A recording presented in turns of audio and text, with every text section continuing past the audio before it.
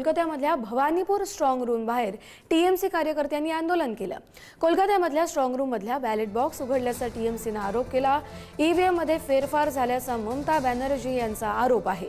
Strong room बाहेरील ballot box उघडल्याचं CCTV देखील समोर आलंय। स्ट्रॉंग रूम बाहेर टीएमसी आणि भाजपच्या कार्यकर्त्यांमध्ये बाचाबाची झाली।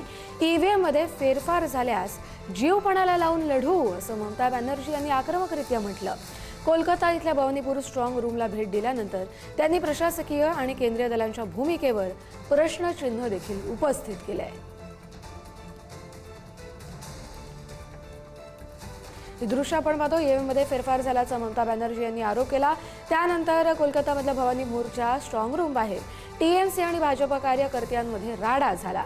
कोलकात्यामध्ये स्ट्रॉंग रूम बाहेर टीएमसी कार्यकर्त्यांनी आंदोलन केलं। स्ट्रॉंग रूम मधला बॅलेट बॉक्स उघडल्याचा टीएमसीच्या कार्यकर्त्यांनी आरोप केला। ईव्हीएम मध्ये फेरफार झाल्याचा ममता बॅनर्जी यांनी आरोप केला। तसंच इशाराही दिला, काहीही झालं तरी आम्ही जीवपणाला लावून लढू असं ममता बॅनर्जी यांनी म्हटलं। पण काही काळ स्ट्रॉंग रूम बाहेर तणावाचं वातावरण निर्माण झालं।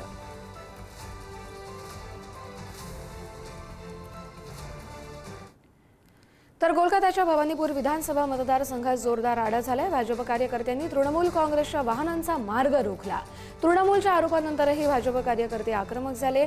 ममता बॅनर्जी यांना गाडीतून काही संशयास्पद आणल्याचा आरोप आहे। तर तृणमूलच्या गाड्या पुढे जाऊ देणार नाही असा भाजप कार्यकर्त्यांनी पवित्रा घेतला।